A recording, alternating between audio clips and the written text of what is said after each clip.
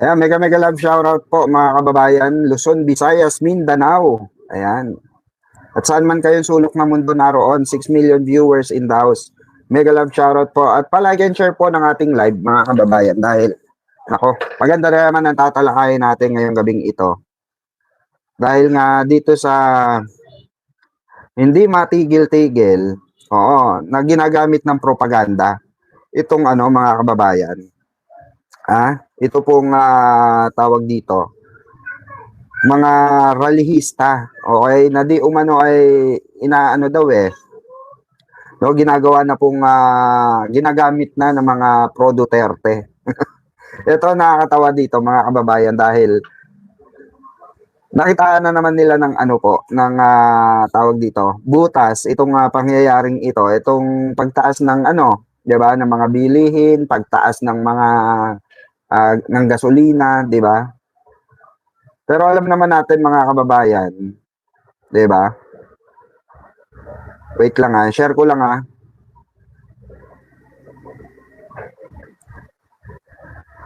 Hmm. Hmm. Ayan po, shoutout po sa lahat. Paki-share po ng ating live.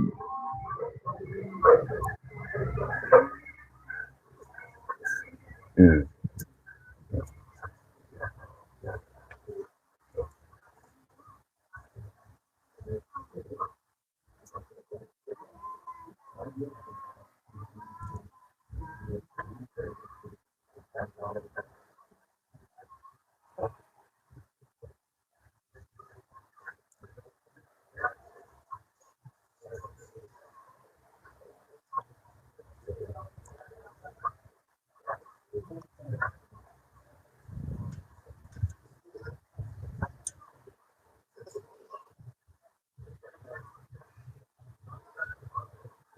Ayan, 13 million viewers in the house. Shoutout po. Okay. Pa-like and share po sineshare lang natin yung live. Bago tayo mag-start mga kababayan, shoutout po pala sa lahat ng ating ano dyan, ating viewers. Ayan. So pa-like and share din po mga kababayan.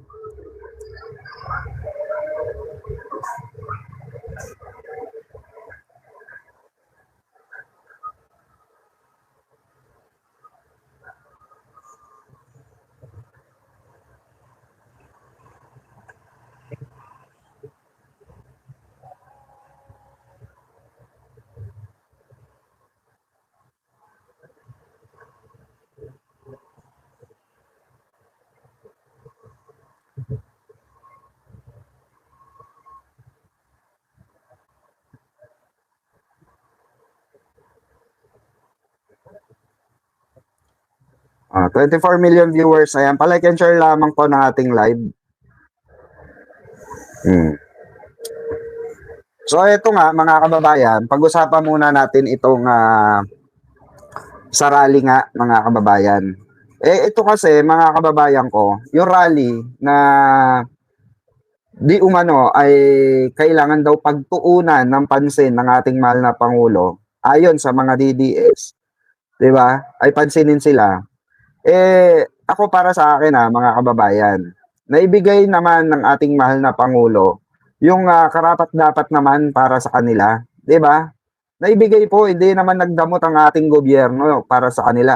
Kung tutusin nga, swerte sila Supposed to be nga, bakit tayong mga commuters wala 'di ba? Tayo nagbabayad ng pangkrudo ng ano ng mga driver, 'di ba? Kung wala pong pasahero, wala rin driver, 'di ba? PBBM forever. Ito nga after po ibigay ng ating mahal na Pangulo itong mga ayuda para sa sinasabi nung iba, bakit? Karapatan namin kunin yan kahit Duterte kami. Wala naman nagsabing hindi nyo karapatan 'di ba? Masyado kasi defensive po yung mga ibang Duterte supporter na na miyembro nitong mga na ito, grupo na ito, 'di ba? So ngayon, wala naman nagbabawal sa kanila na kumuha ng ayuda, 'di ba? Pero yung sabihin nyo na dahil sa pagtaas ng krudo, magtataas din kayo ng ng pamasahe. Kung si mahal na Pangulo nga, mga kababayan, si mahal na Presidente, nagbaba po ng order. Nagbaba po ng order na i-freeze ang mga major food manufacturer. Okay? Ito babasahin natin sa Bilyonaryo. Oh, ayan na, sa Bilyonaryo News. Ito po ang sabi rito, nasa saad dito. President Ferdinand Marcos Jr. secured a voluntary price freeze from major food manufacturers with commitments to hold costs steady for up to 60 days. 60 days, mga kababayan, to protect consumers from volatile global commodity markets. Yan So katunayan mga kababayan, no, na itong ang ginawa ng ating mahal na Pangulo ay isa sa mga makaka-benefits niyan tayong mga consumer din. Pero itong mga na ito, mga kababayan, itong mga hindi makaintinding driver, okay, mangilan-ngilan na driver. Marami naman diyan hindi nakikisali, 'di ba? Sa rally na 'yan. So etong mga kulugo na nagsusumigaw, ang sabi nga nila is dapat pataasin daw. Okay? Yung pamasahe. Hindi lang naman sila ang affected dito, tayo ring mga consumer, remember? Hindi lang naman bansa natin yung affected dito. Ayusin lang natin. Marami po tayong affected. Buong mundo po ang affected nitong gera na to. 'Di ba? Maaalala nyo nga, 'di ba, nung nakaraang yung isang araw, yung live natin. Nag-flex tayo na kung saan anong ginawa ni Digong doon sa mga nagrally na driver. 'Di ba pinagmumura? Buti nga sila, swerte nga nila, naisip ng mahal na Pangulo na magbigay ng ayuda nung panahon na may gera ang Russia at Ukraine. Matatandaan nyo, ni Kutiting, ni Isentimo, wala pong binigay na ayuda si Duterte. Si Digong. Wala pong binigay na ayuda. Kung maaalala nyo. Yung ayuda na binigay niya nung panahon ng pandemic, utang po 'yun. Hindi po galing sa buwis 'yun, utang. 'Di ba? Utang na niya. Tapos sasabihin ng mga pro DDS mga pro Duterte, sasabihin nila the best president of all time. Baka di siguro 'di ba? 'Di ba? Tulad nito, ito. Pakinggan natin 'tong sinabi ni mahal na Pangulo. Dito sila galit na galit kay Pangulo na ginagamit ngayon ng mga DDS. Pakinggan natin 'to. Kaya tinutos ko sa DOTR na suspendihin muna ang fair hike at i-defer muna natin yan. I-postpone muna natin yan dahil sa gitna. Kaya tinutos ko sa DOTR na suspendihin muna ang fair hike at i-defer muna natin yan, i-postpone muna natin yan dahil nasa gitna ngayon tayo itong sitwasyon na ito na kailangan patuloy ang ating pag-alalay sa ating commuter, sa ating magagawa, kung estudyante natin magamit ang ating transport system. Huwag po mag-alala ang ating mga transport workers dahil mamadaliin po namin, dadagdagan po namin ang suporta sa inyo para naman ay hindi kayo masyadong mahirapan. Habang tumataas ang gastusin sa biyahe, may agarang tugon ang pamahalaan.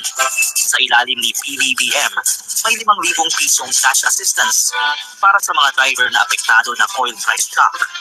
Mas napoprotektahan ang kanilang kita. Hindi lang driver ang tinutulungan, pati commuters ay sinasaalang-alang. Sa libreng sakay program na isinusulong ni PBBM, share po ng mga pasahero. Mas magaan ang biyahe paliliwo para sa araw-araw. Sa bawat tulong na ibinibigay, mas napapanatili ang takbo ng transportasyon. Sa direktiba ni PBBM, inuuna ang tricycle drivers at susunod ang iba pang sektor. Layunin nitong matiyak na tuloy ang hanapbuhay. Ito ang konkretong aksyon sa bagong Pilipinas. Ayan na mga kababayan. Yan ba yung mga pinagdamutan? Remember po, yan po yung mga tao na pinagdamutan ni Digong nung panahon niya. Nung panahon ni Digong yo, mga kababayan, nung panahon ng di sa pagtaas ng tawag dito ng oil price hike nung panahon ng giyera ng Ukraine at Russia. Ukraine at Russia pa lang 'yun, mga kababayan. What more pa kaya itong 'di ba? What more pa kaya itong Middle East Gulf country po ang nagbangayan. Itong Iran, binomba ang Saudi, binomba ang Qatar, binomba ang Dubai, 'di ba? So maraming pinagbobomba Israel. So yung napagkukuhanan ng langis, mga kababayan ko, yung po yung pinunteriya at itong mga dumadaan na mga oil tanker hinarang din po at pinagbobomba ng Iran. Pero gayon pa man, mga kababayan, nagbigay pa rin ng ayuda ang ating mahal na Pangulo. Hindi niya po pinagmumura o hindi sinabi ni Pangulong Bongbong Marcos na putang ina nyo. 'Di ba? Hindi po ganoon. Hindi niya sinabi yung sinabi ni Digong yo noon, panahon na yon, na ano sabi ni Digong? Putang ina nyo, mamatay kayo sa gutom, wala akong pakialam. O, 'di ba? O. Baka hindi na naman naaalala ng mga DDS. O, eto. Pakinggan natin. O. Dahil ang bigas, lahat ng mga basic foods, sinasabi natin, pag hindi na kailangan mag-holding at hindi tayo nagkukulang sa food supply. Ayan ang sabi ni... namin dito, Ito pagkakaiba, mga kababayan. Ito po pagkakaiba ng good governance sa fucking governance. Okay? Pakinggan nyo. na ang presyo na ating ibinigay sa ating mga market vendor ay talagang sinusundan. According to the Department of Trade and Industry, manufacturers have committed to freeze prices of basic goods such as coffee, noodles, and canned products. At least for the next 30 days, wala po tayong price increase for basic necessities and prime commodities. So there's no need for people to panic. We can't guarantee because of the worldwide crisis that's happening now. That's beyond our control. Consumers, however, are already feeling the strain on their budgets, especially on rice. Yung 54 po na binibili ko ay naging 62 na po. Mabigat po para sa aming apat. Kasi yung dati po na nakaka 10 kilos po ako, hindi ko na po nakukuha na 10 kilos. Kada weekly tumataas na piso. Dahil po siguro sa pagtaas ng presyo ng gasolina, kaya naapektuhan po yung paninda namin. The Department of Agriculture says imported rice should only range between 45 to 48 pesos per kilo. But monitoring shows some retailers are selling it for as much as 58 pesos per kilo. Hindi reasonable yung pagtaas ng imported rice dahil ang cost niyan mababa pa pagdating. The Agriculture Department has already recommended to President Marcos Jr. the imposition of a price cap on imported rice. Under the Price Act, violators of price caps may face imprisonment and fines. Definitely, may Diba? Kung gusto yung Eto, yan narinig nyo. May solusyon ng ating mahal na Pangulo. Ang gobyerno ni PBBM, meron pong solusyon na ginawa. Eto naman, pakinggan nyo kay Duterte. Pakinggan nyo kay Duterte kung anong solusyon ni Duterte. Eto po, pakinggan nyo. Marcos, no? Ito ay serbisyo publiko ito. Kung kayo ba nangingi ng tulong nung panahon ni Duterte? May nagawa ba si Duterte sa hinaing nyo? Ano ba sabi ni Duterte sa hinaing nyo? Ito, panoorin nyo to. Kung naaalala nyo pa, panoorin nyo. Panoorin nyo. Pag hindi nyo na modernize yan, umalis kayo. Mahirap kayo, putang na, sige. Pag tingin kayo sa hirap at gutom, wala akong pakialam. May naan. Diba? Anong pagkakaiba? Anong pagkakaiba ni Digong kay kay Pangulong Bongbong Marcos? Now, 'di ba nagpapaka-attorney kayo kay Digong, 'di ba? 'Di ba nagpapakabayani kayo kay Digong? Hindi nga kayo kilala ni Digong 'Di ba? Mamatay ang pamilya niyo, walang pakialam si Digong. Tingnan niyo, sinabi mismo sa bibig niya. Kasi ginagawa na lang po na mga Duterte, pro Duterte ngayon, ginagamit yung mga ganitong senaryo para sirain ang ating mahal na Pangulo. Buti nga ang ating mahal na Pangulo, ang gobyerno ngayon, may totoong malasakit, merong solusyon. Nung panahon ni Digong, walang solusyon. Bagkos, wala siyang pakialam kung mamatay, mamatay kayo. Di ba? Ebidensya yan, mga kababayan ko. Ebidensya yan na walang pakialam si Digong sa mahihirap. Tapos ngayon, ginagamit kayo ng mga Duterte, ng mga pro-Duterte na politiko para sirain ang gobyerno. 'Di ba? Ito namang mga ibang operator, ibang tolonggis din na mga driver, 'di ba? Puro sila rally. Mag-iba kayo ng 'di ba? Mag-iba kayo ng tahak ng negosyo. 'Di ba? Buti nga hindi nga kayo minumura, 'di ba? Unlike kay Digong noon, nakaranas kayo ng pagmumura. 'Di ba? Sige nga. 'Di ba? Shoutout sa mga didilis diyan, nagalit na galit. 'Di ba? Bakit kayo galit na galit? Hindi nyo mapagtanggol ang si Duterte. Putang ina nyo, Duterte pamor, 'di ba? At least itong pinapakita natin dito, mga kababayan, legit. Okay? Fact check. Yun sa inyo. Yung legit nyo. Ano yung legit nyo? Legit na pinagmumura ni Digongyo yung mga mahihirap. Kayo ang power nila. Kayo rin ang pinatay nila. Diba? Yan ang literal. Time ni Digong, kahit may nagrarally, humaharap pa, pagtanggol mo, ayan, legit na adik. Aray ko po, yan na lang ba yung nyo? Yan na lang ba yung argumento nyo? Hanggang adik na lang.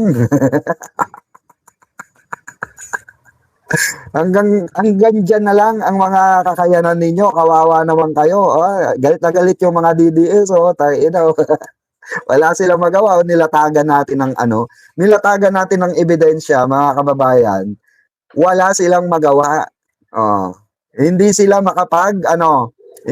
makapag-rebat ng maayos. Kasi meron tayong ebidensya kung paano pinagmumura ni Digongyo nung panahon na gera ng Russia at Ukraine. Kung paano niya pinagmumura ang mga driver. Ayan, pilitin natin, panoorin niyo to. Panoorin natin. January 1, pag hindi nyo ng modern na yan, kayo. Mahirap kayo. Sige. Mag-change kayo sa hirap at gutom. Wala akong pakialam. Diba? Kailangan ba kayo? Wala daw pakialam si Digong. Unlike kay Pangulong Bongbong Marcos, anong ginawa ni Pangulong Bongbong Marcos? Finreeze.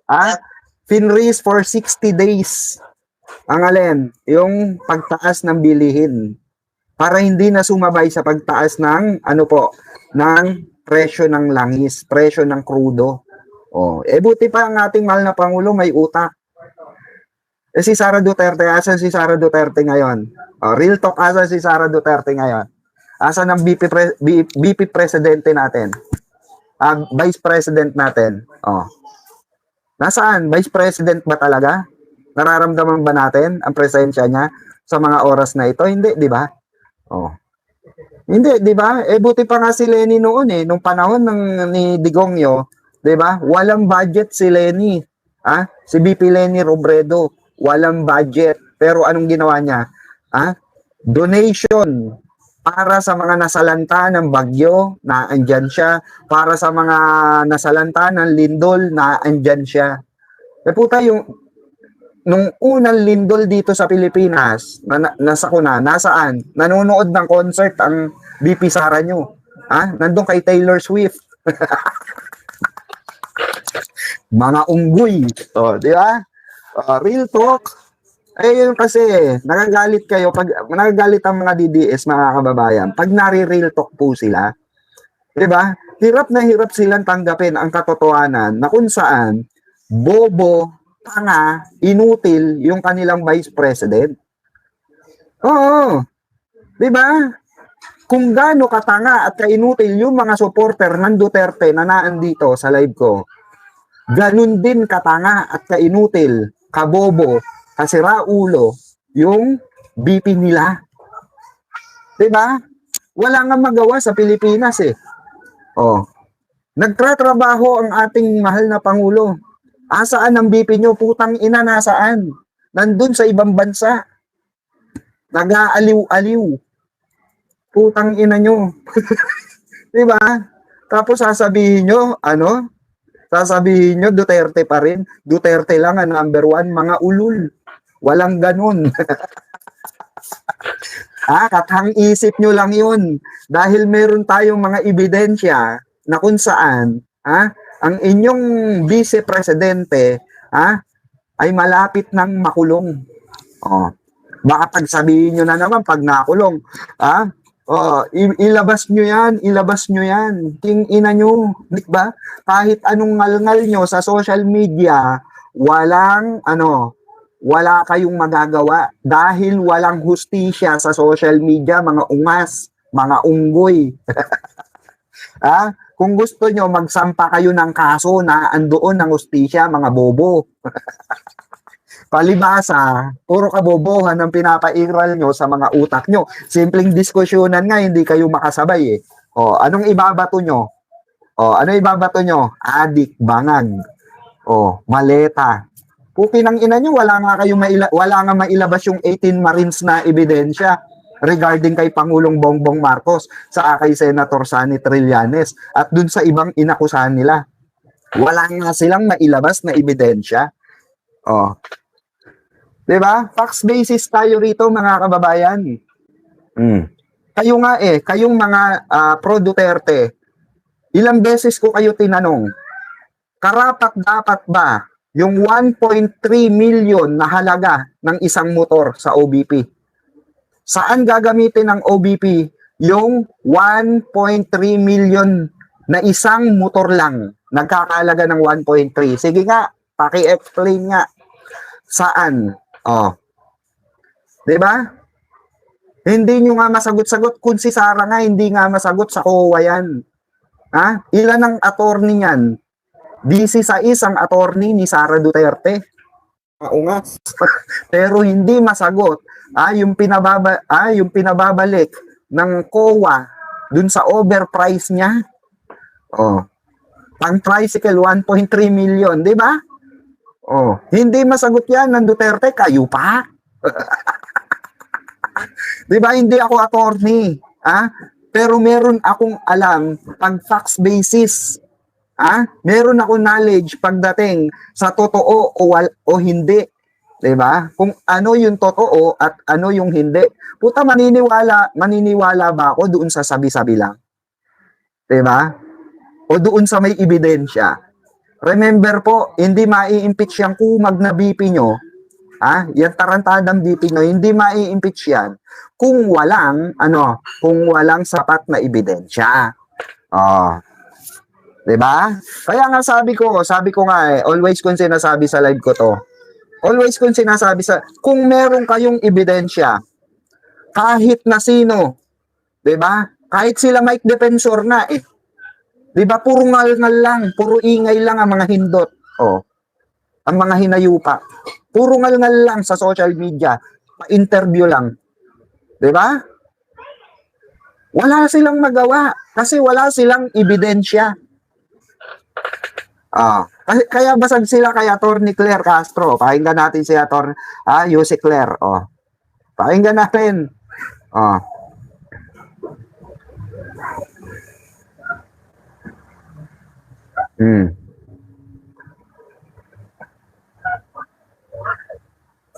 Yan ang sinasabi ko sa inyo susugod-sugod kayo rito. Tanga-tanga pala kayo, 'di ba? Hello, pakinggan nyo. Magkaaral kayo sa utak. Palibasa, pare-parehas kayo mga DBS, walang utak.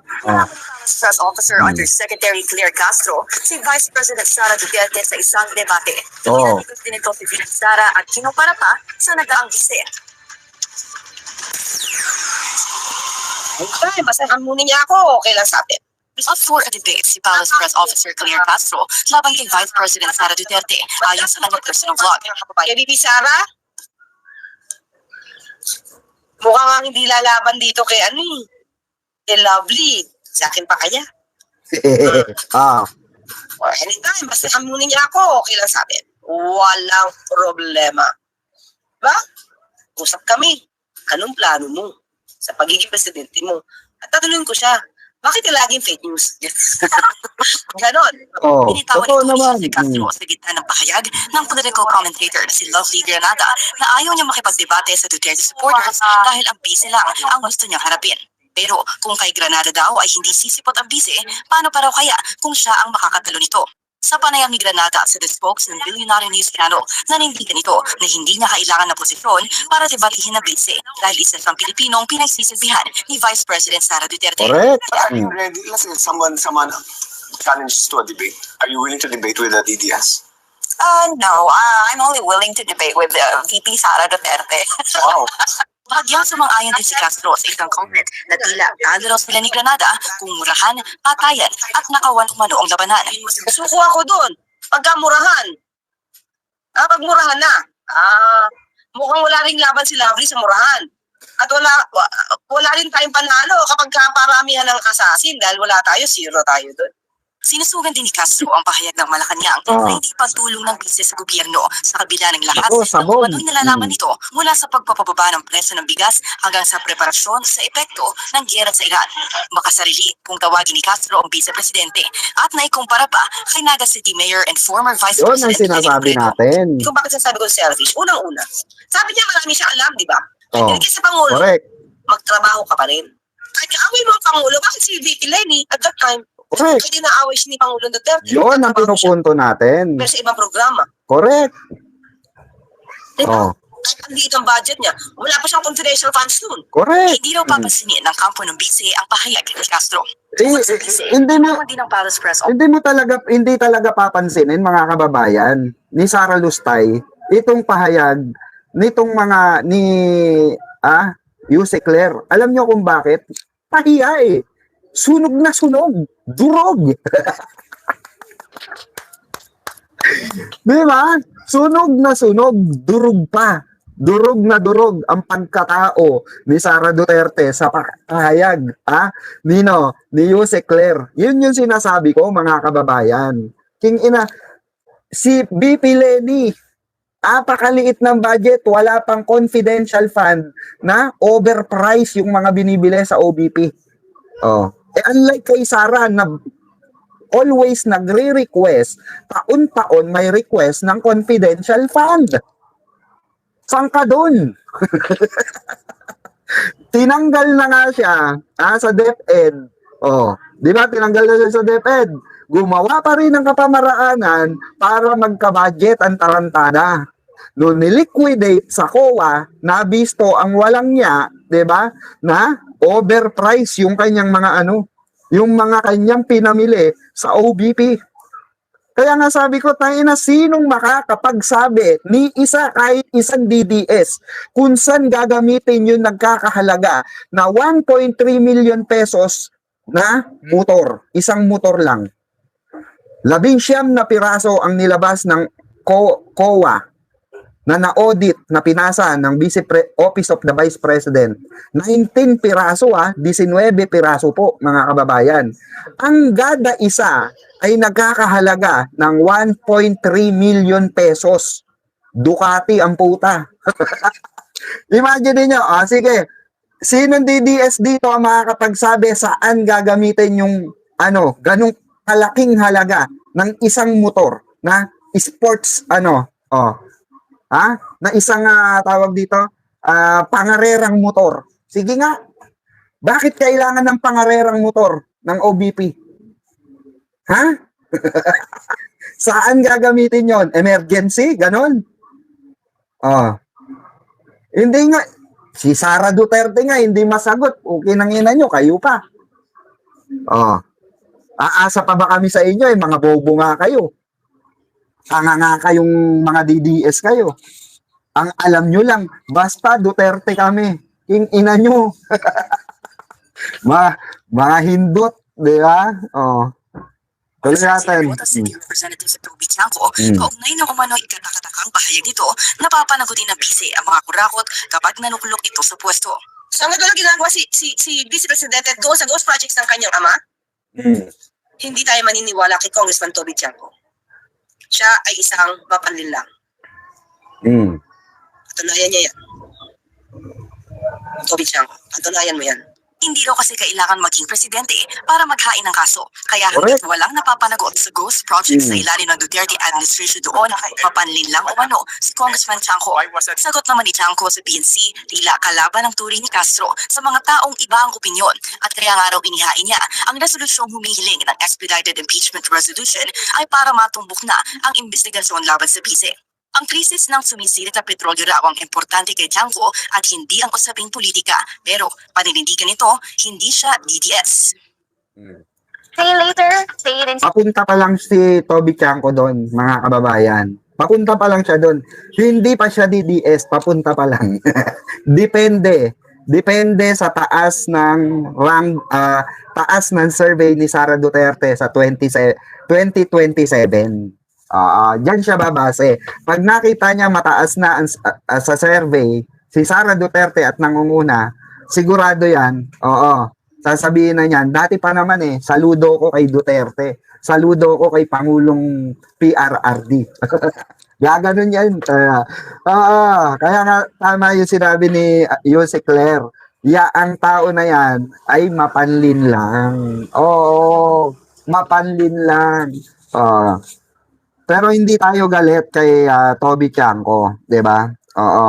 Abangan lang natin yung kanyang mga gagawin. Nakaabang tayo doon sa kanyang pagtalon sa DDS. Siyempre, ang gagawin niya mga 'yan, 'di ba? Pag once na nakita nila kung sinong malakas, doon sila diyan. Paano nga kung ganito mangyari, mga kababayan?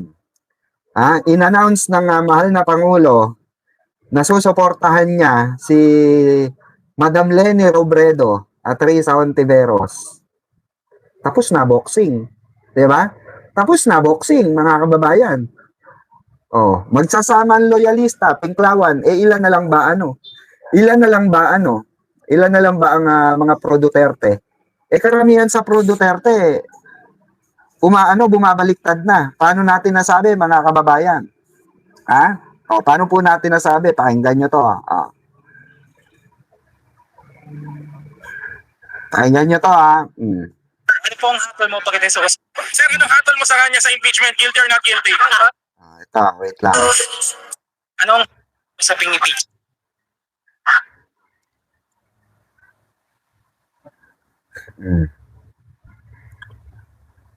Asa na ba yun?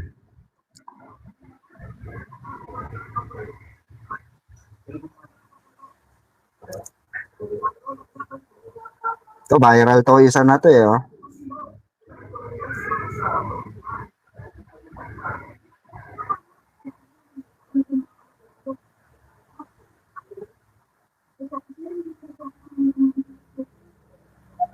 Nawala si ate wait lang.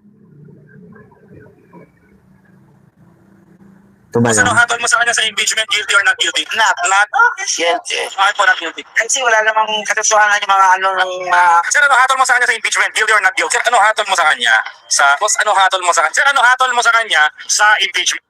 Sir, ano ang hatol mo pagdating sa usaping? Dapat pwedeng hindi na bro. Kasi nga, yung pera sa bahay ay bumbo. Kanya sa impeachment. Ano hatol mo sa kanya sa impeachment? Guilty or kanya? Ano hatol mo sa kanya sa impeachment? Na million pet. Dito sa ni biyahe ni Koy. Ang daming bumaliktad na mga mga DDS natatawa ako Ayan, sa mga hindi pa nakasubscribe sa kaibigan natin si Biyahe ni Koy TV. Paki-subscribe po, mga kababayan. Napakaganda ng mga kanyang kalye serye. Okay? So, pakinggan natin to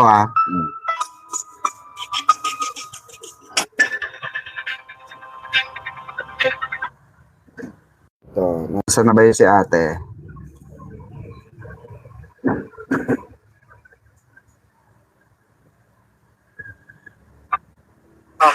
Okay lang kung dito po.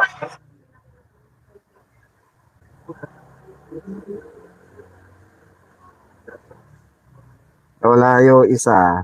Meron yun eh. Wait lang. naman ang Pangulo, ano masasabi mo?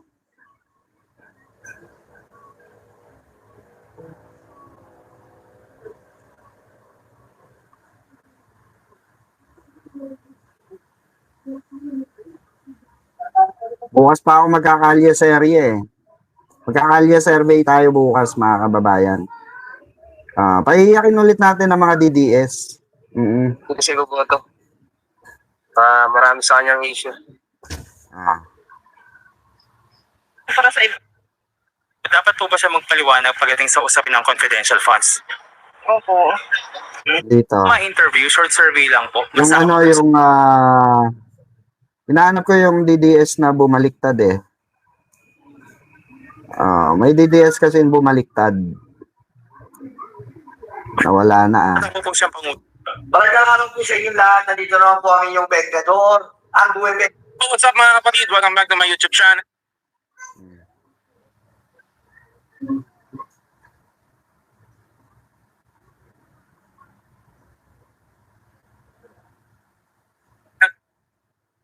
Ikaw, madam, anong hatol mo sa kanya sa impeachment? Guilty or not guilty? Mo comment din. Solid na. Solid nun? Nasa itsura niya na hindi siya guilty. ito. Wait. Ito ata yun. Ito. Yan, ito. Thank you. Yan.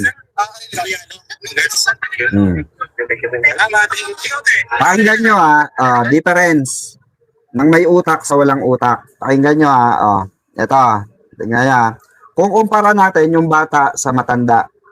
Bata sa matanda.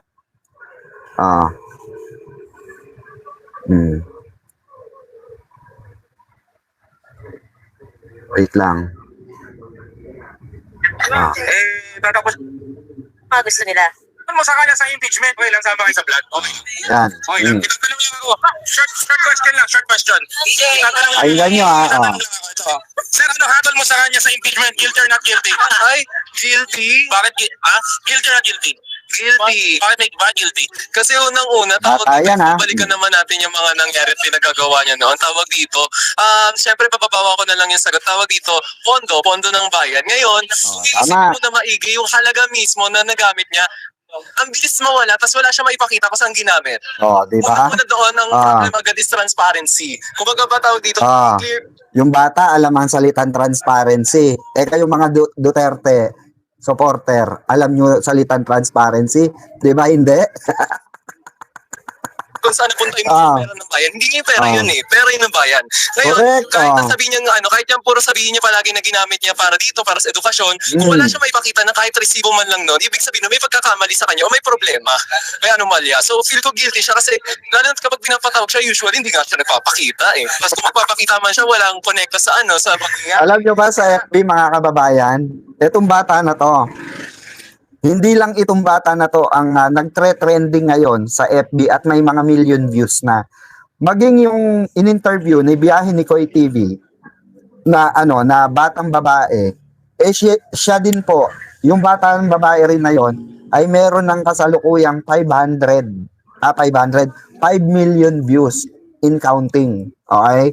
Dahil ganun kalupit ang mga kabataan, meron na silang tawag dito, tamang kaisipan at alam nila ang isasagot nila sa mga issue na nangyayari sa ating bansa. Especially yung nakulimbat ni BP nyo. na hindi ma-explain. Ito, ay ganyan. Sa perspective ko, guilty talaga siya. So para sa'yo, dapat ba siya magpaliwanag sa confidential funds? Dapat. Kasi dapat. Gano'n sinabi ko, tawag dito pera ng bayan yun, hindi niya pera yun. Dapat pinapaliwanag niya kung saan napunta yun. Sabi nung iba naging debit secretary siya, naramdaman mo ba? Look, parang napadaan, parang umupo lang siya, tapos parang nilinisan niya, pinainit lang yung upuan, tapos tumayo na siya, gano'n. Wala naman nangyari, di nga namin dama. At ako siya presidente, ano masahe mo? Huwag na, tigil niya na yun, wala naman nangyari.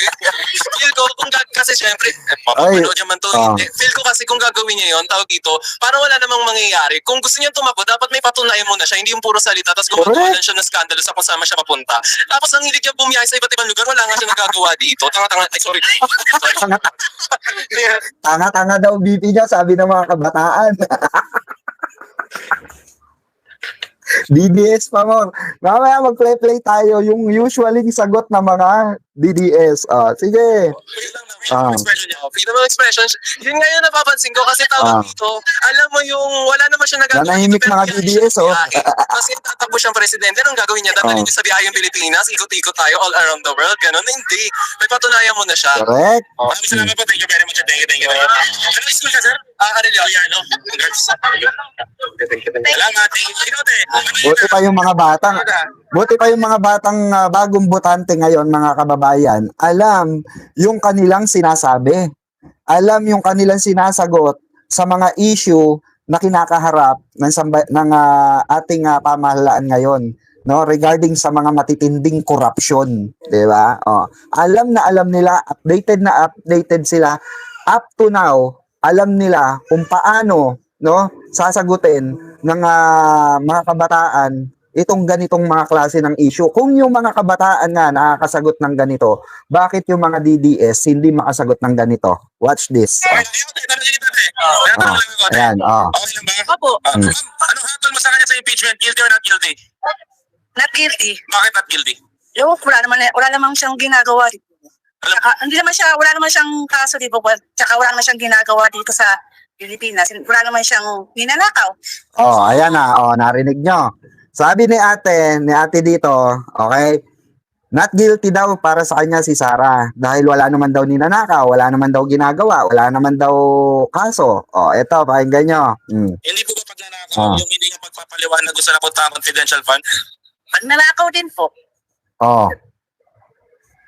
DDS yan Magnanakaw din po. Pero laki po. Laki po. Laki? So okay lang sa'yo? So okay lang sa'yo siya magpaliwanag? Po, sir. Okay lang? Okay po. Okay lang. So okay lang sa'yo na hindi niya na ibalik yung 73.2 million na pinababalik ng COA? Hindi. Dapat balik niya po yan sa bayan yan. Bumaliktad, di ba? Yung sa kanya hindi ko siya iboboto, sir. Ayoko na kasi nakita ko na yung ano niya. Hindi na, bakit ako boboto sa magnanakaw, sir? Maraming salamat. Boom, panot. On the spot. Si ate ng pro DDS, die-hard supporter ng mga Duterte, bumaliktad on the spot sa interview. Nalaman lang niya, ganong kasimple mga kababayan. Ibig sabihin, nagpapatunay lang dito mga kababayan na mas mulat ang kabataang Pilipino ng mga bagong botante ng ating sambayan ng Pilipinas, 'di ba? Itong mga kabataan na to ay mas may time mag-research nga naman. We do that better than anybody. I bet you got it twisted, you don't know who to trust. So many player hating niggas trying to sound like us. Say they ready for the front, but I don't think they know it. Straight to the depths of hell is where them cowards going. Well, all you still down, nigga, holler when you see me. And let these devils dissolve for the day they finally free me. I got a caravan of niggas every time we ride. Hitting motherfuckers up when we pass by. Until I die, live the life of a boss player. Cause even when I'm high, fuck with me and get crossed later. The